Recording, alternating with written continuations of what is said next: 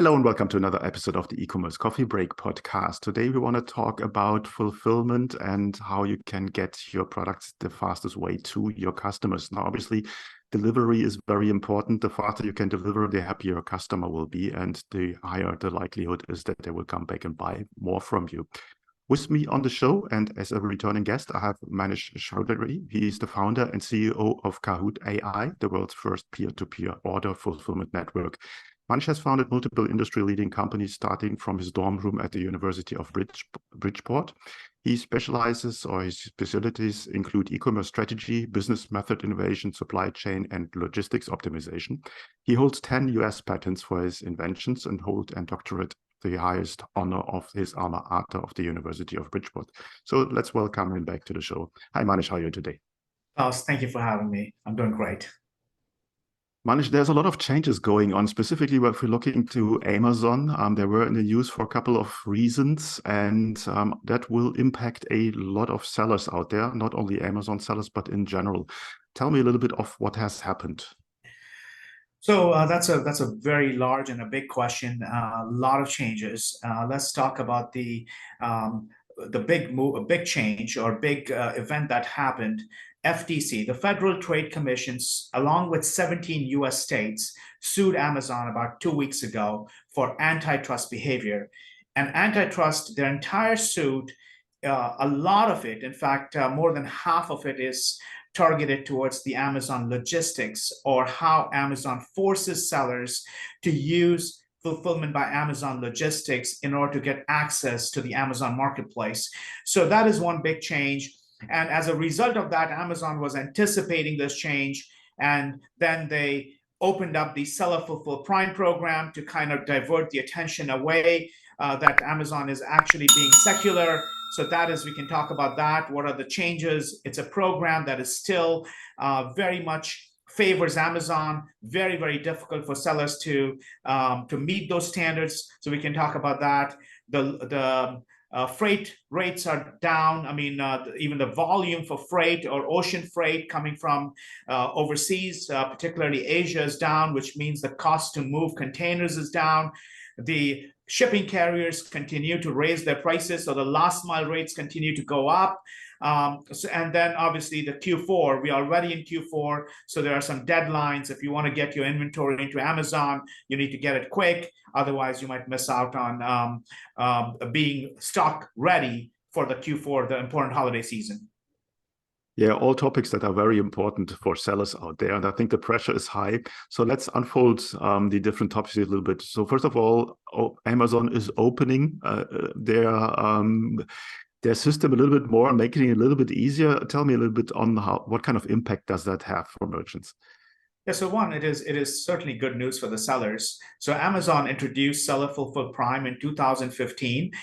It was really introduced for a selfish reason, because Amazon just did not have enough capacity available to service all the sellers and still have the large selection available to the hundreds of millions of Prime subscribers. So for the very first time, they said, all right, we don't have the space. Obviously, this wasn't the official narrative. This is obviously my opinion, and based on being an industry expert, that how do I still service the needs of the sellers who are joining in millions? I mean, Amazon was bringing on hundreds of thousands, if not millions of sellers each year, and they just didn't have the capacity. And so they tried all these different things, the storage fees, the Q4 spike, are putting limits on storage. All of this was basically trying to solve the problem that Amazon had underneath, which was limited capacity. And this is obviously 2015, sounds ancient now, 8 years ago. This is pre-COVID, so Amazon just did not have the capacity. So they said, all right, Mr. Seller, if you want to access the Prime shopper, you can still fulfill from your warehouse, but here are standards. You need to achieve 20% one-day delivery. You need to achieve 55% two-day delivery nationwide, and you need to meet the same strict standards that Amazon has if you want to do Seller Fulfill Prime. And if you don't meet those metrics, beyond that, you have to ship on the weekend. So you have to pick Saturday or Sunday. You need to have a late cutoff time, meaning if an order comes in by 2 p.m., it must ship out the same day. And then there were other restrictions So it was really hard for sellers to meet these metrics. In fact, there are very, very few fulfillment providers and very few sellers that can pull that off. So Amazon allowed the sellers to do it. And then 2019, when they started ramping up their own fulfillment footprint and building warehouses, they say, hey, how do I feed my own warehouses? Let's shut down this program. Because, and they obviously said, the reason for this is because the sellers are not able to meet our high standards.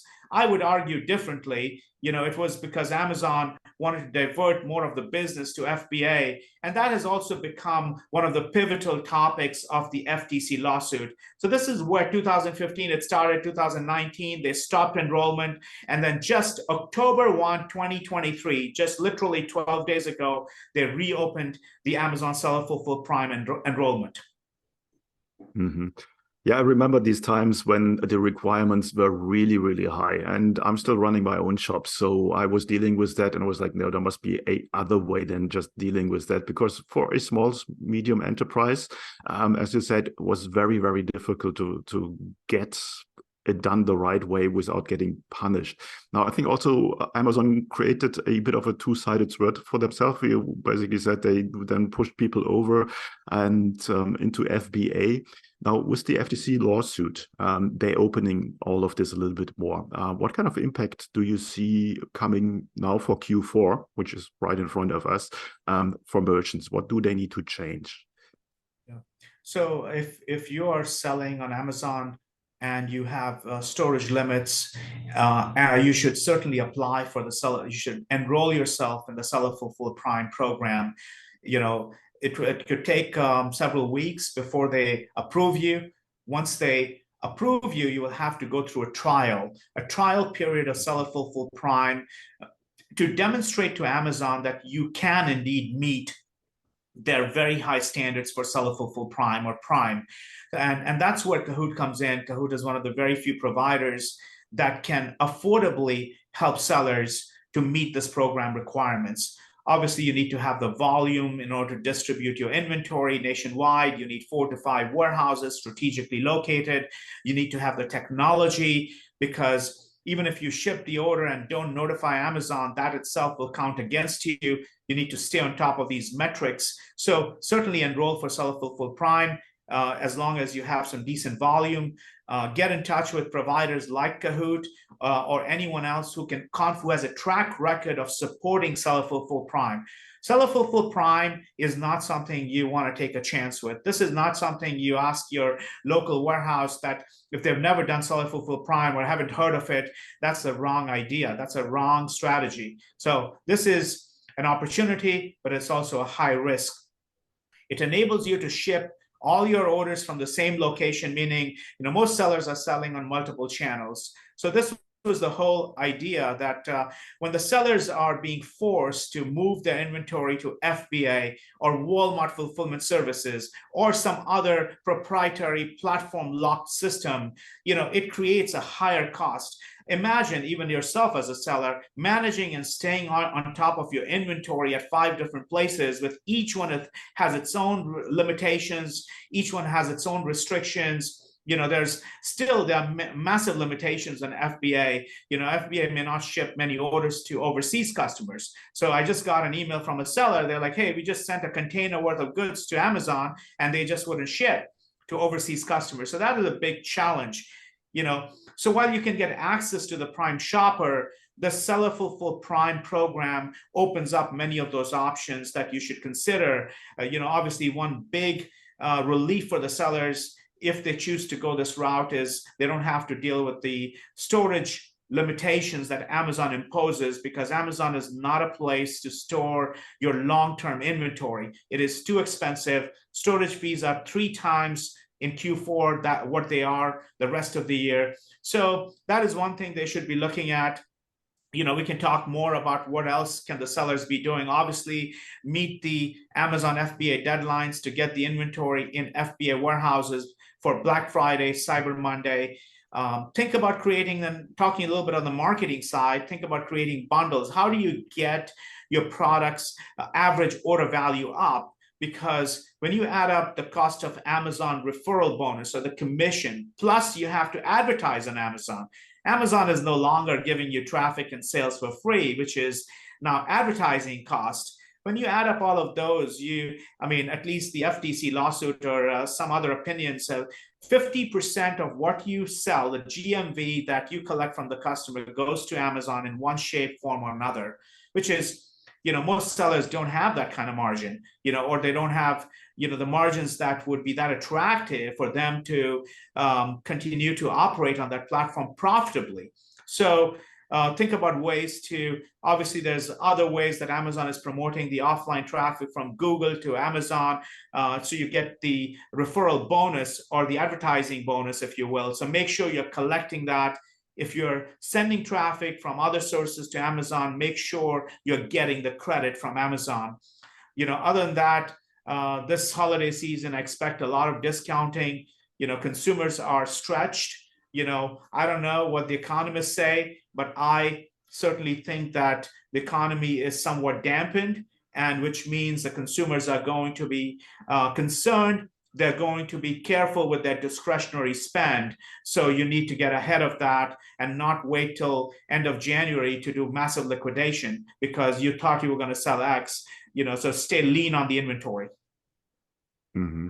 Yeah, Amazon, as great as it is as a selling platform, is a very expensive selling platform. And now with the podcast, we're focusing on Shopify. And I always say Amazon should be one of your sales channels because people go with a purchase intent to Amazon. But as a small merchant, small, medium enterprise merchant, as you said, you probably don't have the profit margins to take everything that Amazon has to offer. Basically the listing, the marketing, the fulfillment, FBA, and all of that, it will just become too expensive. Now, one thing that you said before that has become cheaper is shipping from abroad, from China. Tell me a little bit more about that. Yeah, certainly. I think the container rates, the volume has plummeted or has gone down compared to the COVID times. There was a time at the height of the pandemic, 2021, late 2021 holiday season, our customers have paid upwards of $20,000 to move a container from China to Southern California, Long Beach. Some customers have paid even more. Many customers were having to resort to air freight. Air freight is many multiples higher than ocean freight. And now the customers I'm seeing are paying somewhere around $1,800, sometimes even less what they were paying. So freight rates have come down almost 80-90%, which is good news for the seller. So you can move inventory, but that is not a reason to stock up on excess inventory, especially in an uncertain environment. And the other big change clause was Shopify made a deal with Amazon to support or buy with Prime on Shopify. So that's a big development for Shopify, that you could now, previously Shopify was blocking buy with Prime, and now Shopify has made a deal. So it's now totally safe to use it on the Shopify platform when it wasn't a few months ago. Mm-hmm. No, right move. I think that's brings a lot of people from Shopify using Amazon Prime on their own platform. I think it's a very bright, because I'm not sure what the numbers are, but there is a very high percentage of Amazon shoppers that have Amazon Prime. Now, tell me a little bit about Cahoot. How do you support merchants with getting the products faster to their customers? Yeah, that's a great question, Klaus. So Cahoot is one of the very few providers that has a nationwide network comprised of 100 plus facilities, 100 plus locations in the US, which makes Cahoot one of the largest in the US with respect to the geographic footprint. Cahoot is also very versatile, that we are not limited to just small and light items. We support all kinds of items or inventory, including hazmat. So a lot of products that fall into if you have lithium-ion battery that requires special handling and special shipping requirements. So Cahoot supports that. Cahoot works with all platforms, all selling channels. We are one of the top rated apps on Shopify, bar none. That is because the Shopify merchants can take advantage of Prime-like shipping through Cahoot. So Cahoot is a full service provider. So we don't just do B2C, but we also do FBA forwarding. We also do wholesale fulfillment. So for example, one of our clients sells a lot of their wonderful children's books on Nordstrom. So we would be sending pallets and pallets of inventory to Nordstrom, following their Nordstrom specifications to make sure that the product get there without any issues. Or whether you're selling on other channels beyond the popular ones, whether it is Macy's, or whether it is Home Depot, or some of the other channels that you might be interested in. So Cahoot pretty much acts as your full service fulfillment partner. We can go support seller fulfill prime, like 1 day, 2 day delivery nationwide for standard items, distribute your inventory across the country. Or if you choose that, hey, I need to focus on cost cutting or cost reduction and focus on economy shipping, that is also possible through Cahoot. Mm-hmm. Who's your perfect customer? Who do you usually work with? What kind of size, company size? Yeah, so we are a large network, so it is also highly scalable. So we welcome customers who are who've at least got a couple hundred orders already to fulfill to start with, and then obviously the upper limit is you could be 10,000 orders a day if that's where you're at. We can save you.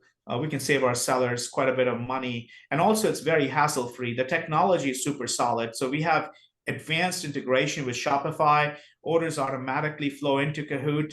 They get routed, they get shipped. Tracking information gets written back to Shopify and other sales channel. So shopper or the customer, the merchants can be relieved that we are freeing up that valuable time to focus on sales, marketing, and product development and other more strategic initiatives than to ensure whether the products are getting out to customers on time or not.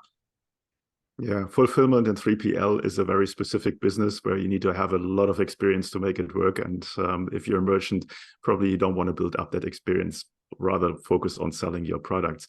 How does the onboarding process work? What kind of homework does a merchant need to do before they can get started? Yeah, that's a great question, Klaus. So our onboarding is very simple. Once you get through the sales process, meaning we like to talk to the seller to understand what their requirements are, what their needs are, to ensure that there is a good fit. Because for Cahoot to help them succeed, we need to know the nuances, and every seller may have some nuance. So it's important to understand that because we want to avoid costly mistakes on both sides. But once that process is done, which is very quick, they simply send the inventory to Cahoot, and we give them access to our platform. They connect the Shopify app, which takes about a couple of minutes tops. And then, the beauty of the technology is Cahoot automatically imports even the product catalog from Shopify. So you don't have to do any manual work to get you started. You just pretty much Cahoot turns on the faucet, all your product catalog shows up in Cahoot, and then you send your inventory inbound. And half an hour of training. We have recorded materials as well, and then you're off to the races. Mm-hmm. Talking about investment, about pricing, how does that look like? Could you please repeat that? What's your pricing structure? How does that look like? Yeah, we are one of the most affordable services out there for the quality that Cahoot offers. It's a very affordable service. The typical 3PL cost would apply, storage fees, which is charged on a cubic foot basis, just like Amazon does. But we obviously don't have any penalties or surcharges like Amazon for Q4. Then you have the pick and pack fee, which is usually based on per item or per order. And the rest is warehouse services. Like if you need any barcoding or if you need any special services, those usually get billed by the hour or they get a fixed fee per unit. But it's a very simple pricing structure that the sellers understand. And we typically like to show the sellers what money they can save with Cahoot if they are an established seller. So, it's a lot of transparency. This way, both parties can move confidently to ensure they have a long-term partnership. Yeah, that sounds good. Before we come to the end of the coffee break today, is there anything that you want to share with our listeners that we haven't covered yet? I mean, I think this is going to be an interesting holiday season. There's a lot of the Seller Fulfill Prime. There is a lot of content on the Cahoot website. I would encourage you to check that out. And also, we've written some really good content as an educational content on the difference between a peer-to-peer network, a fulfillment network like Cahoot versus a traditional 3PL. Most sellers may not have the knowledge or the experience because they are focused, they're entrepreneurs, they're not running logistics businesses, and they don't have 25 years of fulfillment experience. And even that, it's changing so fast in the US, at least, or even worldwide, that sellers would benefit from reading that article, just so you understand that you don't have to, you don't have to change providers in 6 months or 12 months or 18 months. So I'd encourage you to look at that. Obviously connect with me on LinkedIn. You can look me up by name. I like to stay connected. Other than that, I think if you haven't enabled fast shipping badge on Shopify, you can do that without the help of Amazon Buy with Prime. Buy with Prime is nothing but you still have to send your inventory to FBA. So you still have many of the same challenges. However, if you are working with a partner like Cahoot, I would encourage you to offer the same fast shipping on your Shopify store, but you need to market it. It's not just sufficient to offer the shipping on checkout. Use that as a conversion tool. Use that as a marketing tool. Imagine if your conversion rate were to improve, you have to spend less money on advertising. So think of shipping not just as a cost center, as a back office system, but leverage it in form of sales and marketing to drive the customers down the funnel, improve conversion, because fast and free shipping definitely has a major impact on customer conversion. Yeah, that's true. Fast shipping, I think it's the number one thing that people should have in mind, merchants should have in mind as a benefit for their customers. As that, if you can deliver the goods fast to your customer, they will come back and buy from you. And I think that's the whole goal of what you should do as a merchant. Manish, I will put the link in the show notes to your website and to your blog. Then people can go there and have a look. And I hope a lot of people will swap over to Cahoot to get their goods delivered as fast as possible to their customers. Thanks so much for your time today. Thank you, Klaus. Hey, Klaus here. Thank you for tuning in to another episode. Before we wrap things up, I've got a couple of important points to share. Firstly, if you have enjoyed today's episode and want to support the show, here's a simple way to do it. Help me out with that algorithm magic by liking, commenting, and subscribing on your favorite podcast app. And if you're feeling extra generous, leaving a rating would be great. Your support helps me bringing more impactful guests on the show, and it makes it easier for others to discover the podcast. Secondly, I want to talk about to all your business owners out there. Here's a question. Are you tired of juggling everything in your business while struggling with your marketing tasks? Fed up with hit and miss experiences of hiring freelancers or agencies that don't quite get your vision? But perhaps you're not ready to commit to a full-time in-house marketer just yet. Well, I've got a solution for you. Introducing our fractional marketing team. My team and I provide top-notch experienced marketing professionals to become an extension of your business. Not only will they save you up to 50% on cost compared to traditional hires, but they also take care of all this time-consuming, repetitive and complex marketing tasks that have been holding you back. And this way, you can concentrate on what truly matters, the core of your business. To learn more about how we can help you to scale up your online sales with a fractional team member, head over to our website, smart-ecommerce-marketing.com, or reach out to me directly and I'll get you the details. You will find the links in the show notes. Thanks for being a part of our podcast community, and remember, your support means the world to me. Until next time, see you then.